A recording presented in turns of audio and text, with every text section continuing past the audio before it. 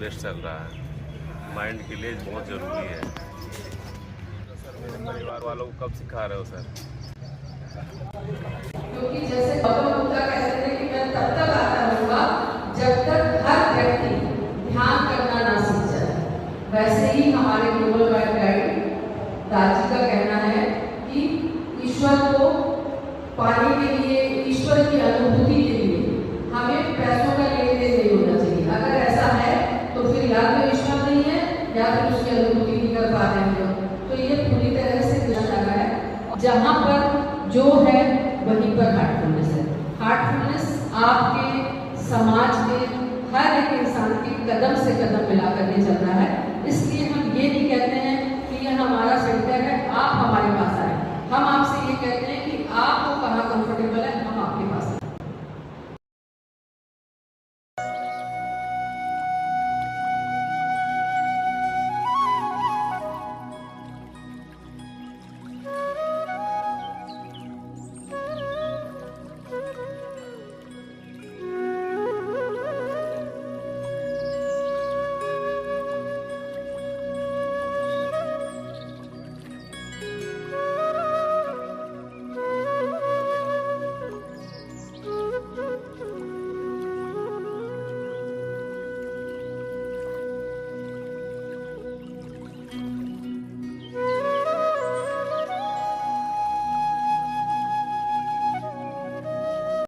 ध्यान के दौरान हमें विचार आते हैं, जब हमें वो डिस्टर्ब करते हैं, तो उनसे हम कैसे पार जा सकते हैं। तो उसमें भी हमने ये समझा कि जैसे आंखों का काम देखना और हर ऑर्गन का अपना अलग अलग काम है, वैसे ही मस्तिष्क का काम सोचना है।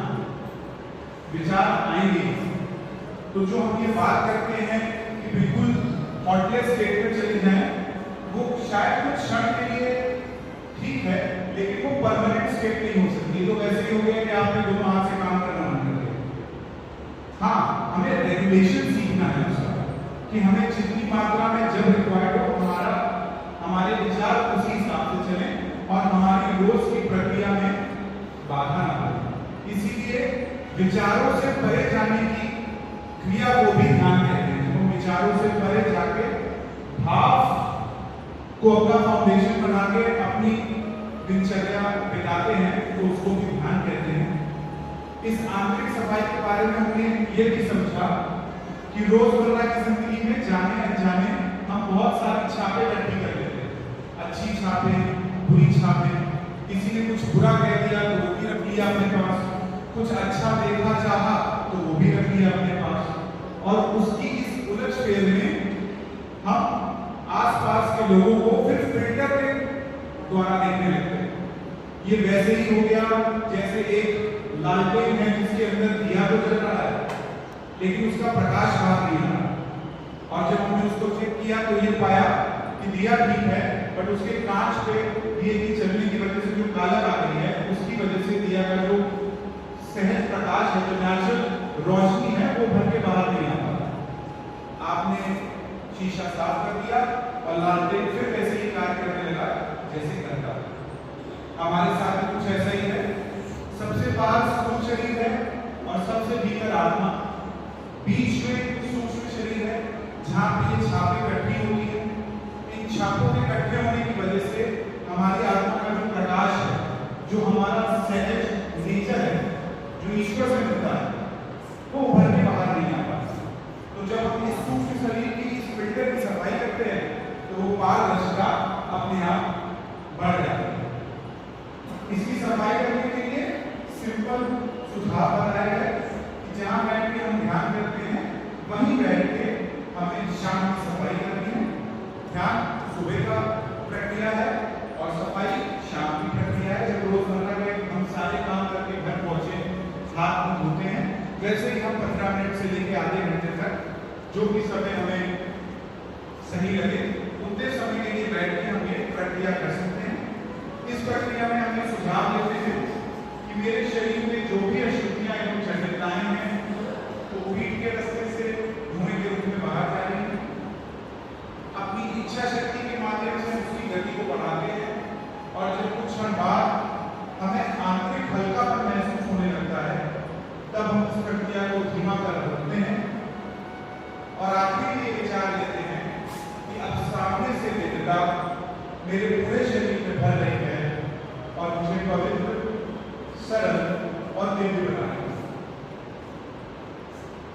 ध्यान की प्रक्रिया और सफाई की प्रक्रिया बिल्कुल अलग अलग है।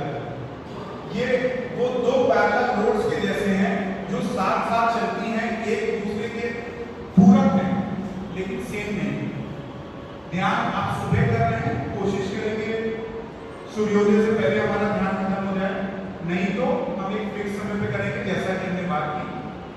सफाई हमें शाम को करनी है, कोशिश करेंगे कि सूर्यास्त से पहले खत्म हो जाए। नहीं हो सकता हम काम में हैं तो उसमें भी कोशिश करेंगे हम एक समय निर्धारित करने के इस समय अपनी शाम की सफाई करेंगे। ध्यान एक एक्टिव प्रोसेस है, पैसिव प्रोसेस है, उसमें हमें सुझाव देके बस बैठ जाना है, आराम से रिलैक्स करना है, सहज रूप से जो कार्य होना है अपने आप होगा। जो सफाई है वो एक एक्टिव प्रोसेस है, उसमें हमें एक्टिवली बैठना है और पूरा समय ध्यान बनाए रखना है कि हमारी पीठ से अशुद्धियां जा रही हैं और उसके बाद आगे से पवित्रता आ रही है। उदाहरण के तौर पे हम ये कहने की समझाते हैं कि जो ध्यान है वो चावल या दाल बनाने जैसा है। मेरे जो भी भाई भोजन बनाते होंगे या भोजन बनाने में मदद करते होंगे तो उनको पता होगा कि चावल या दाल बनाने के लिए आप एक बार उसको चढ़ा के आ जाते हैं और हमें कैसे पता चलता है कि बन गया? सीटी बजती है, सीटी बज गई, आपने बंद कर दिया, थोड़ी देर बाद आपने कुकर खोला और तैयार। ऐसे ही होता है, कुकर भी तुरंत नहीं खोलना, ऐसा है। कहते हैं ना कि चावल को कुछ देर अपने भाप में पकने दें, तो वैसे ही ध्यान भी है। आप बैठे, आपने विचार किया, जब कार्य पूरा हो जाएगा तो आपको अंदर से खुद ही भाव आएगा कि ध्यान पूरा हो चुका है। तुरंत अपनी आंखों को ना खोलें, कुछ क्षण अवस्था में बने रहें, उस शांति को पूरे शरीर में महसूस करें और फिर अपनी आंखें खोलें। वैसे ही जो सफाई की प्रक्रिया है वो सब्जी बनाने समान है। हमें पूरा समय खड़े होकर उसको चलाना पड़ेगा। आप चलाओगे नहीं तो सब्जी जल जाएगी। इसीलिए हमें सफाई की प्रक्रिया में वो एक्टिवनेस रखनी है, वो जागरूकता रखनी है कि मैं सफाई कर रहा हूँ। नहीं तो कई बार ऐसा होता है सफाई में केवल महसूस हुआ और हम डूब गए, वो नहीं होना चाहिए। तो इन दो बातों का ख्याल रखिए। ये दोनों चरण जो हमने आपसे डिस्कस करे, ध्यान और सफाई, इसी के बारे में हमने कल और परसों बात की थी। आज आखिरी सत्र में हम प्रार्थना के बारे में बात करते हैं, प्रेयर के बारे में बात करते हैं। इसको हार्टफुलनेस बढ़ाने का सबसे इंपॉर्टेंट लिंक माना गया, सबसे इंपॉर्टेंट और हमारी नजर में सबसे सिंपल बट सबसे ज्यादा कार्यशाली। जो हमने आपको पहले के दो दिन बताया तो आप ऐसे समझ सकते हैं कि हमने आपको पहले दिन बताया कि आपको कैल्शियम लेना है, आपकी हड्डियों के लिए जरूरी है। दूसरे दिन हमने आपको आगे बताया कि आपको आयरन लेना है, वो आपके खून के लिए, मांसपेशियों के लिए, आपके नर्वस सिस्टम के लिए जरूरी है। लेकिन प्रार्थना मल्टीविटामिन, इसका मतलब ये नहीं कि हमें कैल्शियम और आयरन नहीं लेना। इसका मतलब ये है कि जो भी कमी होगी, जिस भी विटामिन, जिस भी मिनरल की कमी होगी, जिसके बारे में हमें शायद याद भी नहीं है, उसे ये मल्टीविटामिन पूरा करेगा। तो उसके लिए पहले हमें ये समझ लेना जरूरी है कि प्रार्थना क्या नहीं है। उसको समझना बहुत आसान है। प्रार्थना किसी प्रकार का हमारे और ईश्वर के बीच का ट्रांजैक्शन नहीं है, कोई मांग नहीं है, क्योंकि हमारी ह्यूमन टेंडेंसी, हमारा ह्यूमन नेचर ऐसा है कि हम लेन देन में ही बिलीव करते हैं। ऐसा है, हम आपके पास प्रोग्राम लेके जब आए तो आप पूछे ना पूछे, लेकिन मन में एक सवाल रहता है कि साहब इससे हमें फायदा क्या होगा।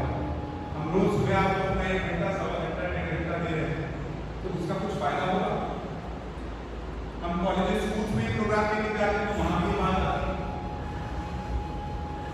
आप रोजमर्रा की जिंदगी में देखिए, कोई पॉलिसी आप खरीदते तो पूछते हैं इससे फायदा क्या होगा। आप अपने पुत्र या पुत्री से कहते हैं कि ऐसा बेटा व्यायाम करो, अच्छा खाओ, तो बच्चे आगे से पूछते हैं कि पापा मम्मी इसका फायदा क्या होगा। तो हमारी सारी जो भी दिनचर्या है वो फायदे नुकसान पे है कि क्या इससे लाभ मिल रहा है या इससे कोई नुकसान है। उसके बेसिस पे जो जजमेंट करते हैं, ये इतना दुर्दैवी हो गया है कि हमारी दोस्ती यारी रिश्तेदारी भी इससे डिपेंड करती है। ऐसा है, हमारे यहाँ आज भी ऐसा होता है कि शादी ब्याह में जो भी सगन मिला वो डैडी के पीछे दूर होता है।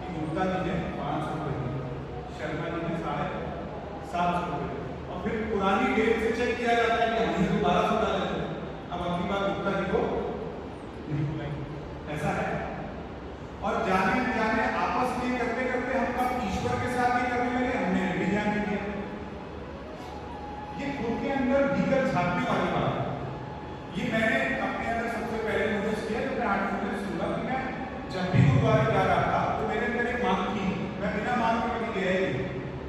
जितनी बड़ी मेरी मांग थी उतनी बड़ी मेरी दक्षिणा। जब फोन चाहिए था तो 100 रुपए डालते थे, बाइक चाहिए थी तो 1000 रुपए चले गए, गाड़ी चाहिए थी तो हमने कहा कि हम बड़े गुरुद्वारे हैं। और जब एक बार कोई चीज नहीं मिली तो मन टूट गया, दिल टूट गया। क्यों? क्योंकि वही भाव हमने समझा है कि जो मांगा अगर वो नहीं मिला तो प्रेम नहीं। तो हमें यही समझना है कि हमारे और ईश्वर के बीच हमें एक संबंध स्थापित करना है, एक कनेक्शन होना चाहिए, एक रिलेशनशिप होना चाहिए, ना कि ये मांग का ट्रांजैक्शन होना चाहिए। तो बड़ा फॉर्मल हो गया ना भाई। हम आपसे कितनी बार मिले? 3 बार मिले। आज 3 दिन मिल रहे हैं।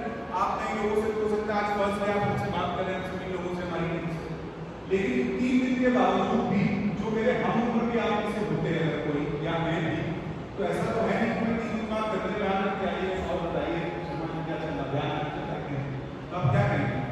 ठीक है साहब, माना ग्लोबल इंस्टीट्यूट में आप लेकिन आराम से ऐसा कहें कि नहीं यार मैं क्लिनिक जाऊँ, मेरा सिस्टम जो आज से 7 साल से मेरे साथ है वो आगे डॉक्टर साहब अरे आइए बैठिए, आप देखेंगे आप पेशेंट के बैठ रहा हूँ समोसा खाइए नहीं ना। लेकिन उसका एक एडवांटेज क्या है, उसका लाभ क्या है? जब आप कैजुअल हो जाते हैं तो प्रेम होता है, जहाँ प्रेम होता है वहीं को आप कैजुअल होते हैं। आप फॉर्मल कहाँ है? अपने बॉस के साथ फॉर्मल है ना, बॉस के साथ कैजुअल नहीं, तो वो जरूरी है, वो संबंध वहां जरूरी है। हम ये नहीं कह रहे कि हमें सब जगह कैजुअल होना, बट क्या हम ईश्वर के साथ थोड़ा कैजुअल नहीं हो सकते? जैसे हम अपने मित्र के साथ हैं, जैसे हम अपने भाई के साथ हैं, और जहां आप कैजुअल होंगे तो थोड़ा प्रेम आएगा, और जहां प्रेम आता है वहां सब चीज ऑटोमेटिकली आता है। आपका पुत्री आपसे पापा मुझे फोन चाहिए, तो हो सकता है हमें से कुछ लोग मना करें, लेकिन अधिकतर लोग हाँ करेंगे कि ठीक है बेटा बेटी चलते हैं शाम को लेते हैं, ठीक है। अब जब आप शाम को घर पहुंचे तो उसने कहा पापा आईफोन लेना, तो आपने सोचा कि अच्छा चलो दिलाते हैं, कोई बात नहीं। गाड़ी में बैठा उसने बोला पापा आईफोन 14 प्रो मैक्स लेना है। अब आपने गाड़ी की स्पीड तेज कर दी, उनको बहुत खराब, लेकिन क्या करें बेटा एक ही 2 होते तो चल जाता। अब वो फ्लोर पहुंचा, वहां जाके कह रहा पापा iPhone 14 pro max 256 GB purple. अब तो अगर मैं होगा तो एक होती पिटाई और एक होती है सुताई, मैं तो सुताई करूंगा। इसमें गलत सही की बात नहीं है, मैं आपको ये बताना चाह रहा हूं कि जो हमारी जिद है ये किस हिसाब से काम करती है। एक पिता एक माता ये समझ रहे हैं कि मेरा जो कुछ भी है मेरे पुत्र या पुत्री का ही है, तो लेकिन क्या आज ही हम सब दे देंगे ना? हम वेट करते हैं ना कि जब वो लायक हो जाए तब हम उसको देंगे, लेकिन ये क्योंकि हमारे और हमारे पुत्र या पुत्री के बीच में कोई रिश्ता है, इसीलिए हम इस बात को समझते हैं। ईश्वर के साथ हम ये बात नहीं समझते हैं। हम भाई यहाँ से वैष्णो देवी आपके पास पैदल चल के आए, हमने पुत्र मांगा था, इतना दान भी दिया, आपने पुत्र नहीं दिया, कट्टी खत्म। बगल वाले वर्मा जी ने बताया तो गलत जगह ही चले गए। इस समय पुत्र की डिमांड हनुमान जी पूरी कर रहे हैं, उनके पास ठेका आ गया, चेंज हो गई गवर्नमेंट, आप बाला नहीं चले, वहां भी आप लगा है सर, वहां भी खर्चा हो गया, 6 महीने हो गए कुछ हुआ, आपको किसी ने बताया दर्द तेरी नहीं। अरे हनुमान जी किसके भक्त हैं? राम के, तो प्रिंसिपल से मांगोगे ना, तो नीचे तक के कब तक लगे, आप अयोध्या चले गए, यही कर रहे हैं हम सब, गोल गोल घूम रहे। हम एक बार भी ठहर के ये नहीं सोच रहे कि शायद वो चीज के मैं वो मेरे लिए अच्छी है कि बुरी, मुझे क्या पता। इसको सरल भाव में आप ऐसे भी समझ सकते हैं कि अगर आप ग्राउंड फ्लोर से आप अपने इस मैदान को देखेंगे तो शायद मैदान का कुछ हिस्सा आपको ना दिखाई देगा, यहाँ से थोड़ा साफ दिखाई देगा, इसके ऊपर 10 तक ऊपर जाएंगे तो और साफ दिखाई देगा, इसके साथ साथ क्या दिखाई देगा, हमें सड़क भी सामने वाली दिखने लगेगी, दिखेगी। आप टॉप फ्लोर पे चले जाओगे तो हो सकता है कि आपको यहाँ से आगे का 10 किलोमीटर और पीछे का 10 किलोमीटर दिखने लगे, मानते हैं? जैसा नहीं। तो हमारी और आपकी व्यथा वैसी ही है। और ईश्वर छत पे बैठा है, वो हमारा आगे पीछे सब देख रहा है, जिसे हम भूतकाल, भविष्यकाल और वर्तमान काल कहते हैं। तो वो तो समझ रहे हैं हमारे लिए क्या जरूरी है और कब जरूरी है।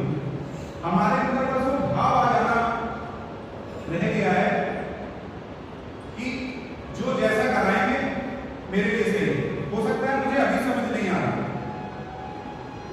लेकिन सही ही कराएंगे। क्यों सही नहीं करेंगे? आप अपने बच्चों के लिए कभी कुछ गलत चाहेंगे तो वो कैसे चाह सकते हैं? लेकिन क्योंकि हमारे अंदर वो भाव ही नहीं कि मैं उनका बच्चा हूं या मैं उनका पुत्र हूं, तो ये ट्रांजैक्शन चल रहा है। तो प्रार्थना मांग नहीं है, प्रार्थना प्रेम का वो भाव है जो एक मनुष्य को ईश्वर से जुड़ता है। अब इस भाव को अपने अंदर प्रकट कैसे करें?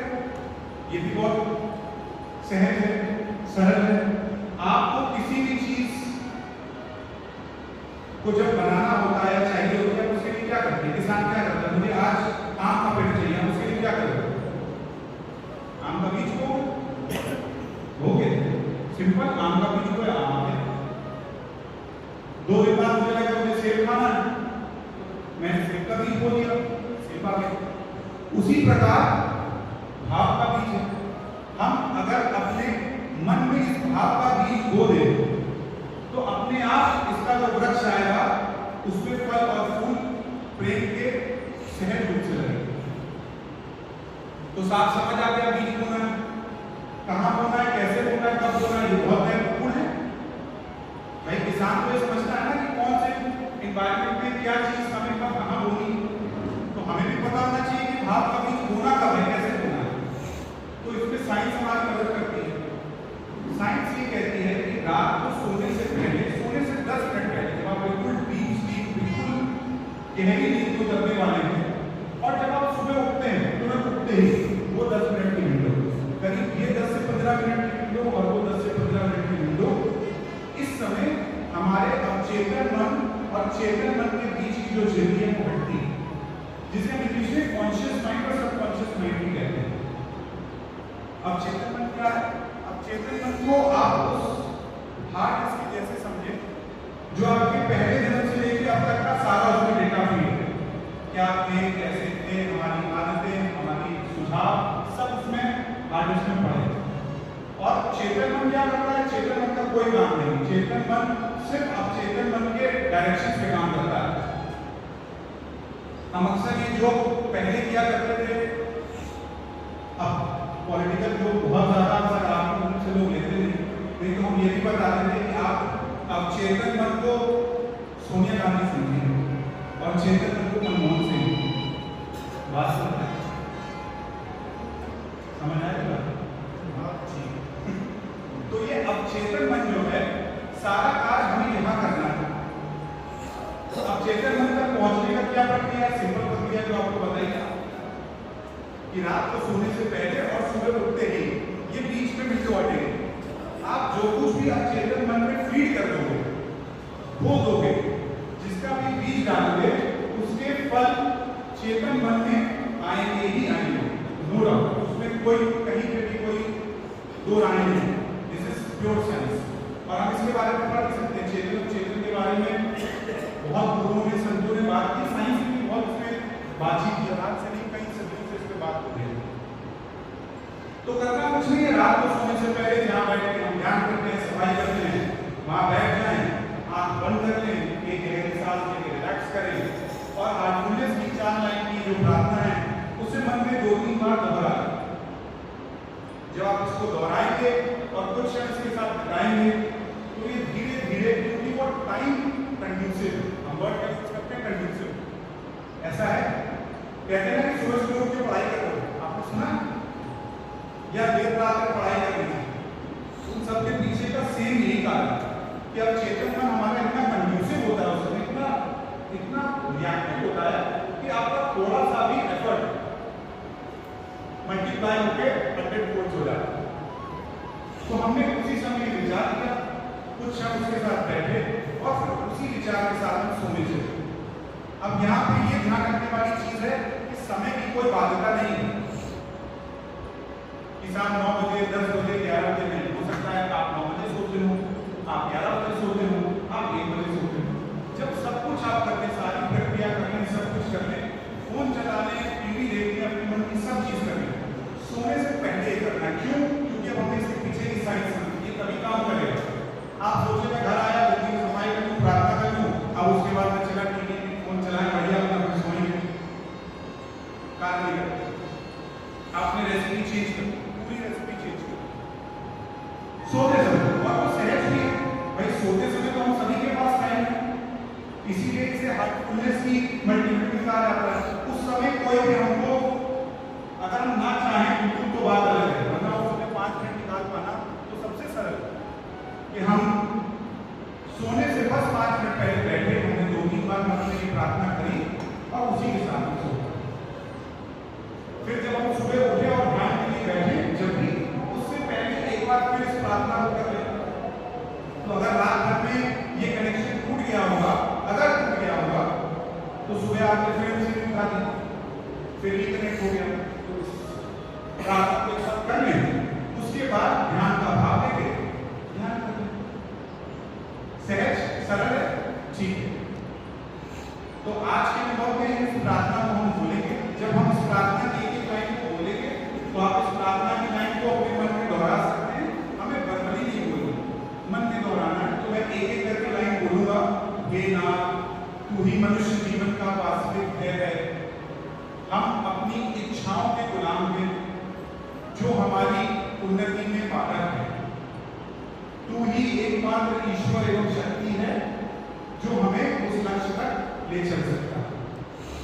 हमें शुरू में प्रार्थना याद नहीं होगी, कोई बात नहीं, हमें भी याद नहीं होगी। अभी जब हम आपको कराएंगे तो एक लाइन बोलेंगे तो आप दोहरा सकते हैं।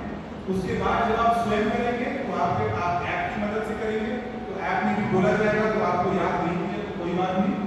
और साथ ही हम लास्ट दिन आपको कैटलॉग और ब्रोशर्स या बाद में प्रोवाइड करेंगे, उसमें भी प्रार्थना मेंशन है। तो हम कई बार कहते हैं कि आप उसकी कटिंग करके एक छोटा सा प्लाई कार्ड बनवा लीजिए, वो आपके साथ रखता है। और जैसे अपने दिखने वो कांच के टेबल के नीचे रखती है, तो एक बार पेशेंट करते हैं 3-4 मिनट नजर पड़ती है, तो हमको हफ्ते तक दिन याद होगी पूरा करनी रात को, लेकिन जब दिखती रहेगी पूरा दिन तो याद होगा। एक साथ तो हमने आईपीएस लोगों का प्रोग्राम हुआ था, हो रहा है, तो उन्होंने अपनी टीम को एसएमएस किया कि आप अपने जहाँ पे कंप्यूटर स्क्रीन जहाँ पे है आप सामने उसको रखिए, तो आपको वो दिखता रहेगा, तो याद हो जाएगी। और जब तक याद नहीं होगी तब तक हम एक्टिविटी कर सकते हैं, ठीक है। तो इस प्रार्थना को 1 से 2 बार दोहराएंगे आपके साथ, और फिर अपनी जागरूकता को अपने हृदय की ओर लाके हम कुछ ध्यान करेंगे।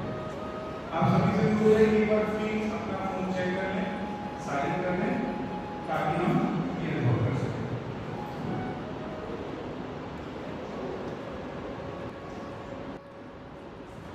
एक गहरी सांस लें और छोड़ें।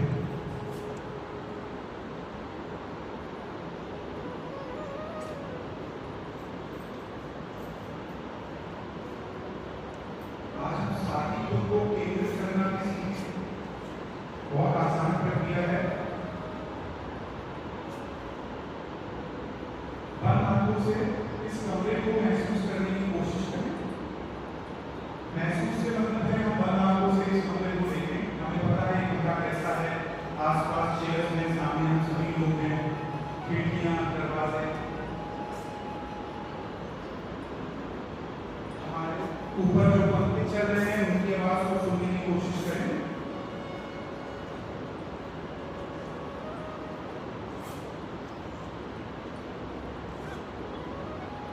अब धीरे से अपनी जागरूकता को अपने शरीर की ओर ले आए।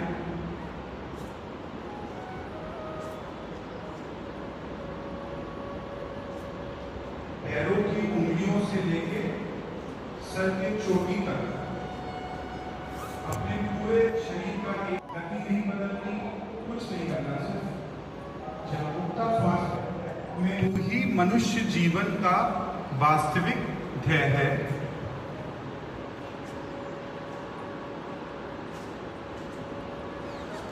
हम अपनी इच्छाओं के गुलाम हैं।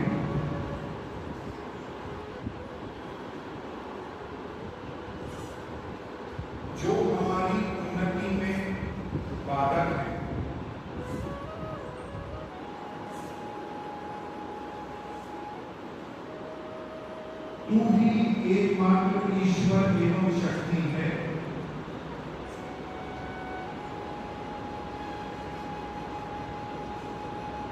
जो हमें उस लक्ष्य तक ले चल सकता है।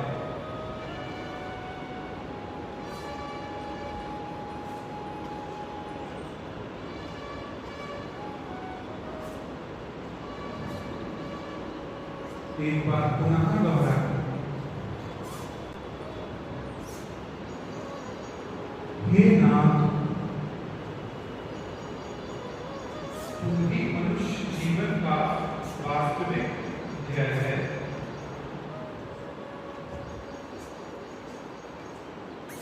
हम अपनी इच्छाओं के गुलाम हैं।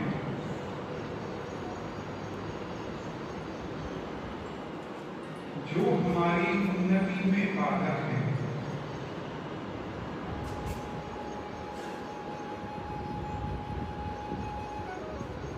तू ही एकमात्र ईश्वर एवं शक्ति है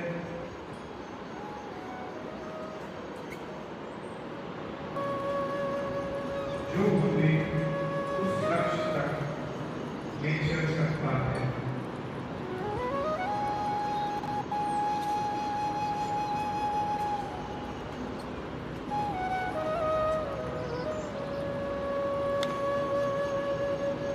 अपने ध्यान को हृदय में बनाए रखते हुए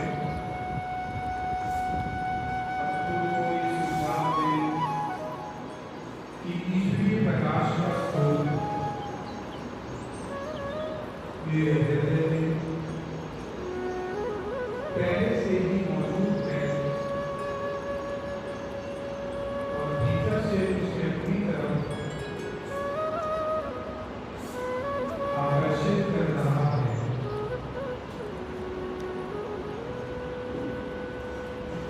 इसी विचार के साथ कुछ क्षण बने रहें। कृपया ध्यान शुरू करें।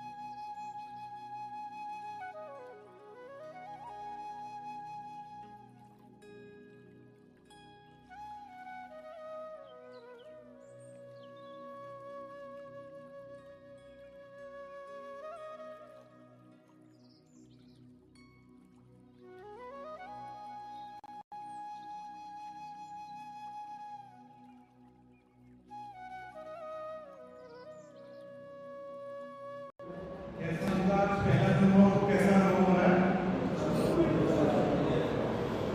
हल्का लग रहा है? ठीक है। जिन्होंने 3 दिन का सत्र पूरा अटेंड किया है या जिसका फर्स्ट डे है, किसी का सेकंड डे है, उससे फर्क नहीं है। अगर आपके मन में कोई सवाल है, डाउट है, कुछ हम पूछना चाहते हैं इन प्रैक्टिसेस से रिलेटेड, ध्यान से